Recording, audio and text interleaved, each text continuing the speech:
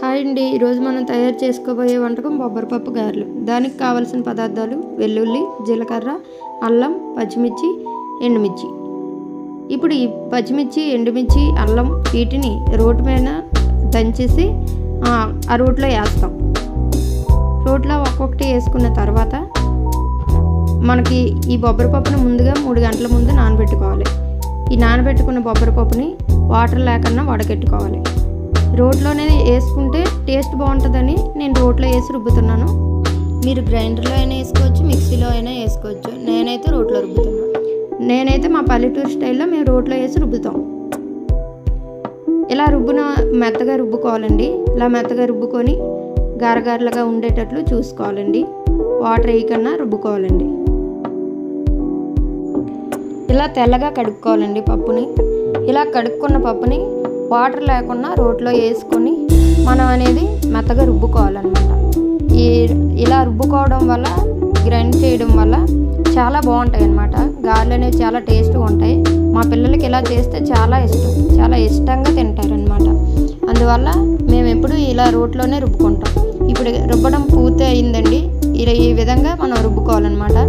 ఇందులోనే కొంచెం సాల్ట్ వేసుకుంటాము, రుచికి సరిపడినంత సాల్ట్ వేసుకొని ఇలా రుబ్బుతాం అన్నమాట. ఇలా రుబ్బుకున్న దాన్ని ఒక బౌల్లో తీసుకుంటామండి. ఇప్పుడు స్టవ్ వెలిగించుకొని ఒక బాండీ పెట్టుకొని అందులో ఫ్రైకి సరిపడినంత ఆయిల్ వేసుకుంటామండి. ఇలా ఆయిల్ కావాల్సినంత ఆయిల్ వేసుకొని మీడియం ఫ్లేమ్లో పెట్టి ఆయిల్ అనేది వేడి చేసుకోవాలండి. ఇలా ఆయిల్ అనేది కావాల్సినంత వేసుకున్న తర్వాత ఈలోపు మనం ముందుగా తీసుకున్నటువంటి పిండి ఉంది కదండి, ఆ పిండిలోకి మనకు నచ్చితే ఆనియన్స్ వేసుకోవచ్చు. ఆనియన్స్ వేస్తే టేస్ట్ బాగుంటుంది, ఇంకా వేరే ఏం కాదు. మీ ఇష్టం, మీ టేస్ట్కి తగ్గట్టు మీకు నచ్చితే వేసుకోండి. అలాగే ఒక కవర్ తీసుకొని కొంచెం ముద్దలా తీసుకొని దాన్ని రౌండ్ షేప్లో ఇలా ఒత్తుకోవాలండి. ఇలా ఒత్తుకునే దాన్ని మనం ఆ వేడైన ఆయిల్లో వేసుకోవాలి. ఇప్పుడు మనం ఫ్లేమ్ ఇలా వేస్తున్నప్పుడు మన ఫ్లేమ్ని మీడియం ఫ్లేమ్లో పెట్టేసుకోవాలండి.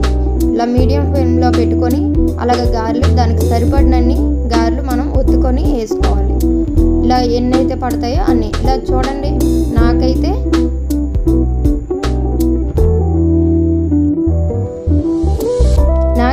అందులోని 5 గారెలు పట్టాయండి. నేనైతే 5 గారెలు వేసుకున్నాను. వీటిని ఇలా మీడియం ఫ్లేమ్లో పెట్టిన తర్వాత కలర్ ఒక 2 నిమిషాల తర్వాత తిరగేసుకోవాలండి. చిన్నది కలర్ మారాక ఒక 2 నిమిషాల తర్వాత ఇలా కలర్ మారుతుందండి. ఇలా దీన్ని ఒకదానికొకటి తగలకుండా ఒక్కొక్కటి తిరగేసుకోవాలండి. ఇలా ప్రతిదీ ఒకదాని తర్వాత ఒకటి ప్రతిదీ ఇలా తిరగేసుకోవాలండి. ఇలా అన్నీ తిరగేసిన తర్వాత ఒక 5 నిమిషాలు మనం ఇలాగే ఉంచుకుంటామండి.